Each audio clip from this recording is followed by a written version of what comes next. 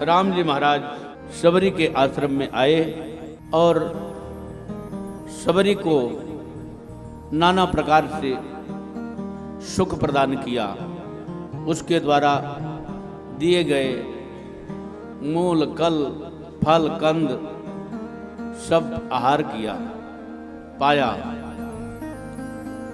श्री राम जी महाराज से शबरी मैया कहती है, प्रभु आपने हमारे ऊपर ऐसी कृपा काहे किए, हमारे ऊपर इतनी कृपा कैसे किए।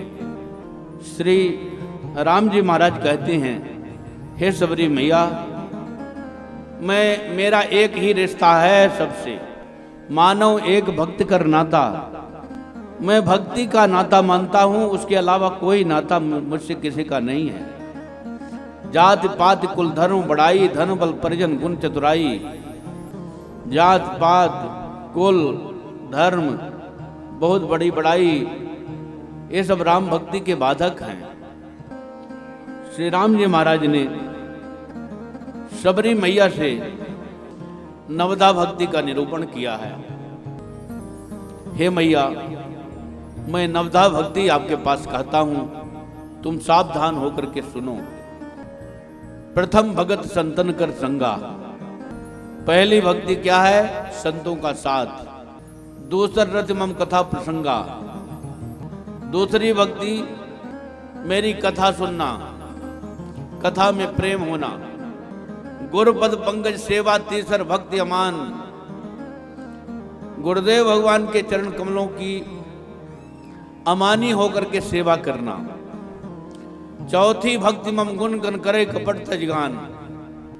कपट छोड़ करके मेरे गुण समूहों का गान करना, ये चौथी भक्ति है। मंत्र जाप मम दृढ़ विश्वासा, पंचम भजन सुवेद प्रकाशा। गुरु जी के द्वारा जो मंत्र मिले उसका खूब जाप करे और उसमें विश्वास हो, ये पंचमी भक्ति है। छठदम शील विरत सर कर्मा, निरंतर सज्जन धर्मा। इंद्रियों का दमन करना, शील गुण होना, वैराग्य होना।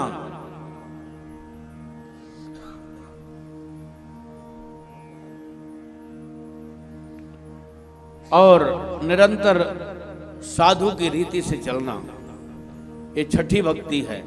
सातम सम्मोह में जग देखा। सारे संसार को मेरे स्वरूप में देखना, ये सातवीं भक्ति है। आठम जथा लाभ संतोषा।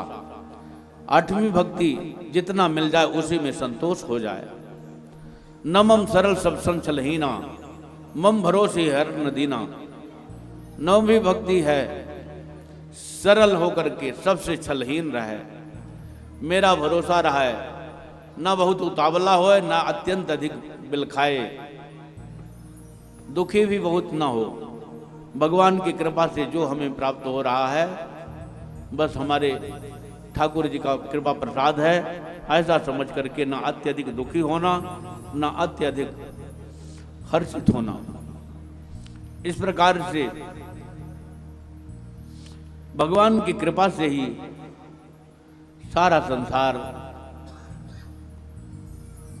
सुखी है, सारा संसार दुख सुख को सहने में समर्थ हो पाता है।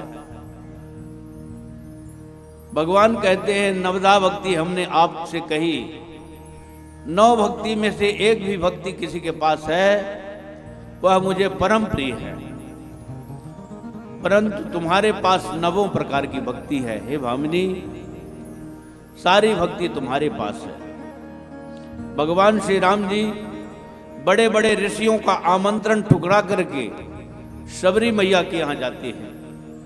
ऋषि लोग कहते हैं, ब्राह्मण लोग कहते हैं, महाराज हमारे यहाँ पधारो, हमारे यहाँ पधारो, हमारे यहाँ पधारो।